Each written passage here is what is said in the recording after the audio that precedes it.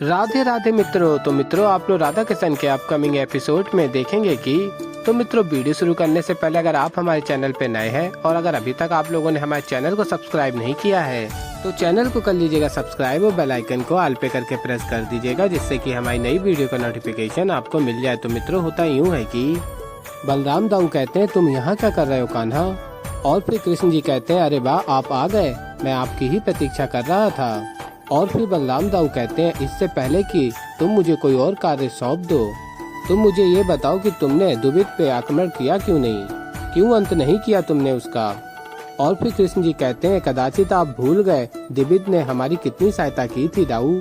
और बताते हैं, जब हमें लंका पहुंचना था तब उसने सेतु निर्माण में हमारी कितनी सहायता की थी। जिसने राम की सहायता कर दी, जिसने कृष्ण की सहायता कर दी, उस पे मेरी करुणा तो अनंत काल तक रहती है ना दाऊ। भला मैं उसे कैसे मार सकता था? बस उसके कर्म का फल था जो उसे मिलना था। आपने दे दिया। आप क्रोधी ही रहते हैं, लक्ष्मण रूप में भी बलराम रूप में भी क्रोधित ही रहते हैं, इसलिए कार्य आपसे करवा लिया। और फिर बलराम दाऊ कहते हैं, अच्छा मैं क्रोधी हूँ, मुझे क्रोध आता है। और कहते हैं, वैसे क्रोध तो मुझे अभी तुम पर भी आ रहा है, क्या करूँ, पटक दूं तुम्हें यहाँ? और फिर कृष्ण जी कहते हैं, अच्छा वृंदावन में आके खीर और माखन खा के आपका क्रोध शांत हो चुका है, ये मैं भली भांति जानता हूँ। अब क्रोधित होने का अभिनय मत कीजिए, आप अभिनय में इतने अच्छे नहीं हैं। और फिर बलराम दाऊ कहते हैं, ये तो तुमने उचित ही कहा कान्हा, राधा के हाथ का माखन, मैया के हाथ की बनी खीर और गोपियों द्वारा दिए गए व्यंजन खाकर तो मेरा समस्त क्रोध शांत हो गया है, किंतु फिर भी तुम्हें अखाड़े में मैं पटकूंगा अवश्य ही, छोड़ूंगा नहीं। और तभी कृष्ण जी कहते हैं, किंतु मैं आपके सामने अखाड़े में आऊंगा ही नहीं और आपसे लड़ूंगा ही नहीं। और भला मैं क्यों लड़ूं? जो द्वंद्व में जीतने ही नहीं वाला, वो बोलने का भी क्या ही अर्थ है? और फिर बलराम दाऊ कहते हैं, बारे बा कान्हा, पहले स्वयं फंसाया फिर मुझे हंसाया, ये लीला मात्र मेरा कान्हा ही कर सकता है। और फिर मित्रों, आप लोग आगे देखेंगे कि यशोदा मैया कहती है, अद्भुत व्यवस्था हुई है, आज का उत्सव तो सदैव ही स्मरण रहेगा। और फिर राधा कहती है, मैया कैसा उत्सव? और फिर मैया यशोदा कहती हैं, आज एकता का उत्सव है, आज मेरे घर में बरसों पहले के क्षण पुनः लौट आए हैं। कान्हा, बलराम, तू, गोपियाँ, तुम सब यहाँ पर हो। और कहती है, तू नहीं जानती राधा, मैंने बरसों से आज के दिन के लिए प्रतीक्षा की है। और फिर बलराम दाऊ कहते हैं, क्या मैया, आप तो बात बात पे भावुक हो जाती हैं। और कहते हैं, इतना स्वादिष्ट भोजन बनाया है आपने मेरे लिए और आप कहाँ इन सब बातों में लग गईं? और फिर मैया यशोदा कहती हैं, तू नहीं समझेगा माता पिता को कैसा दिव्य अनुभव होता है जब उनकी सभी संतानें एक ही छत के नीचे सब साथ आनंद से हो। और तभी नंद जी कहते हैं, उचित कहा यशोदा। और फिर नंद जी कहते हैं, बलराम, परिवार का यही तो असली अर्थ होता है, जब घर के सभी सदस्य एक साथ हों, यही तो होते हैं जीवन के सबसे सुखद पल। और फिर बलराम दाऊ कहते हैं, सत्य कहा बाबा, मैया।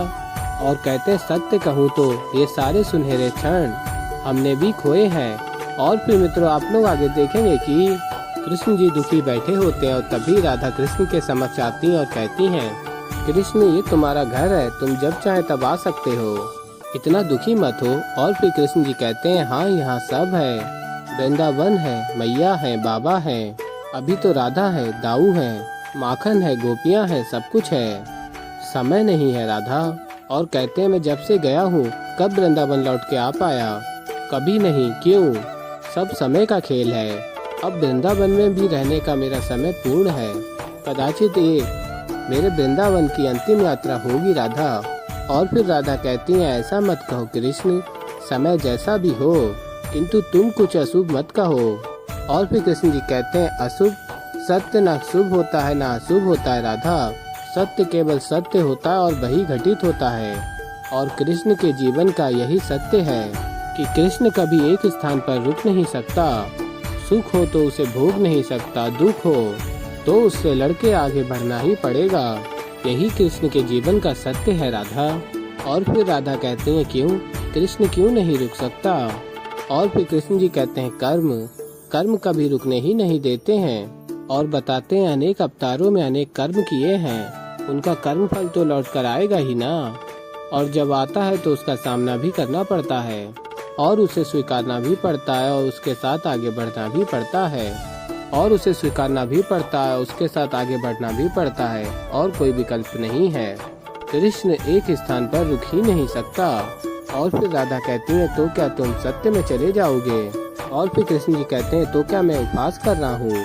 सत्य में जाना होगा राधा, मैंने कहा था दाऊ आएंगे तो मुझे जाना होगा, अब मुझे जाना ही होगा। और वैसे भी अब जो आगे होने वाला है उसके लिए मुझे द्वारका में रहना ही उचित है। और फिर राधा कहती हैं ऐसा क्या होने वाला है आगे।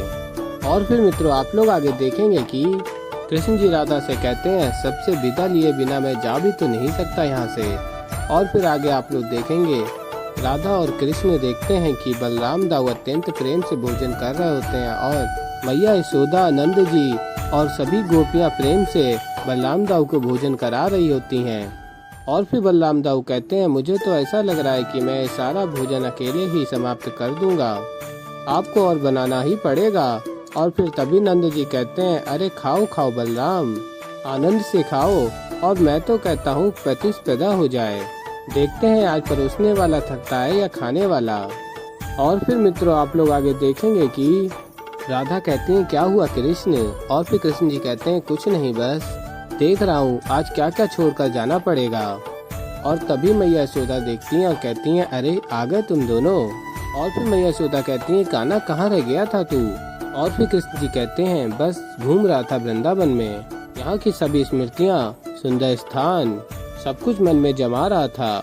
और फिर मैया यशोदा कहती हैं नहीं एकत्र कर पाएगा, यहाँ के तो कण कण में तेरा वास है, क्या क्या ले जाएगा तू?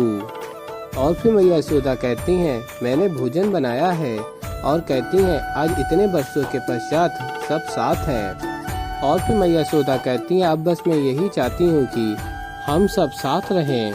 और फिर आगे आप लोग देखेंगे मैया यशोदा कहती हैं गोपियों कान्हा के लिए भोजन लगाओ।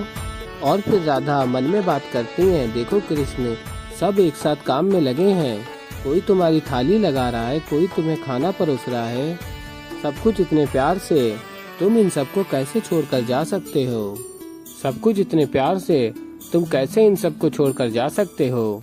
और फिर कृष्ण जी कहते हैं मैं नहीं जाना चाहता राधा, किंतु मुझे जाना पड़ेगा। और फिर आगे आप लोग देखेंगे बलराम दाऊ कहते हैं खाओ खाओ कान्हा क्या हुआ, अत्यंत स्वादिष्ट भोजन बना है। और तभी बलराम दाऊ कहते हैं खाओ खाओ, अरे बहुत स्वादिष्ट भोजन बना है। और फिर कृष्ण जी कहते हैं मैया अपने हाथ से खिलाओ ना। और फिर मैया यशोदा कहती हैं अवश्य खिलाऊंगी। और फिर मैया यशोदा कृष्ण जी को भोजन कराती हैं। और फिर तभी कृष्ण जी भावुक हो जाते हैं। और फिर मैया यशोदा कहती हैं क्या हुआ कान्हा, तू रो क्यों रहा है? और फिर आगे कृष्ण जी कहते हैं मैया इतने प्रेम से भोजन कराएंगी तो आनंद के आंसू तो आएंगे ही। और फिर मैया यशोदा कहती हैं बच्चे बड़े होने के पश्चात अपने माता पिता को भूल जाते हैं। और फिर मित्रों आप लोग आगे देखेंगे कृष्ण जी कहते हैं अब गोपियों की बारी। और फिर गोपियां भी भोजन खिला देती हैं। और फिर कृष्ण जी कहते हैं और फिर तभी राधा कहती हैं नहीं, सबसे कह रहे हो कि अपने हाथों से खिलाएं। और कहती हैं अब सबको सत्य बता भी दो ना। और फिर तभी मैया यशोदा कहती हैं कान्हा लल्ला क्या हुआ, तू कुछ बताना चाहता है हमें, बोलना। कृष्ण जी राधा से कहते हैं ये अंतिम बार होगा जो मैं वृंदावन में तुम्हारे हाथों से खाऊंगा। और तभी मैया यशोदा कहती हैं अंतिम बार, ये क्या कह रहा है तू? और फिर कृष्ण जी कहते हैं समय आ गया है अब मेरे यहाँ से जाने का। और फिर तभी नंद जी कहते हैं कान्हा साफ साफ बताओ कहाँ जाने का समय हो गया है। और फिर तभी कृष्ण जी कहते हैं द्वारिका, और कहाँ? और फिर कृष्ण जी कहते हैं जाना होगा बाबा, अब द्वारका में मेरे कर्तव्य, मेरा राज मेरा पीछा कर रहे हैं, मैं और नहीं रुक सकता। और फिर मैया यशोदा कहती हैं कान्हा अभी तो सब एक हुए हैं, तू ऐसा कैसे कर सकता है लल्ला, तू मुझे पुनः छोड़कर कैसे जा सकता है? और फिर कृष्ण जी कहते हैं मैं क्या कर सकता हूँ मैया, यही तो जीवन है, कुछ कर्तव्य है मेरे, कुछ कर्म है मेरे। तो ऐसे ही मित्रों आगे और भी बहुत कुछ देखेंगे आप लोग। तो अभी के लिए इस वीडियो में इतना ही। तो मित्रों अगर आप लोगों को हमारी वीडियो पसंद आई हो तो वीडियो को कर दीजिएगा लाइक, चैनल पे नए हैं तो चैनल को कर लीजिएगा सब्सक्राइब। मैं मिलता हूँ जल्दी आप लोगों को एक नई वीडियो के साथ, तो तब तक के लिए मित्रों राधे राधे।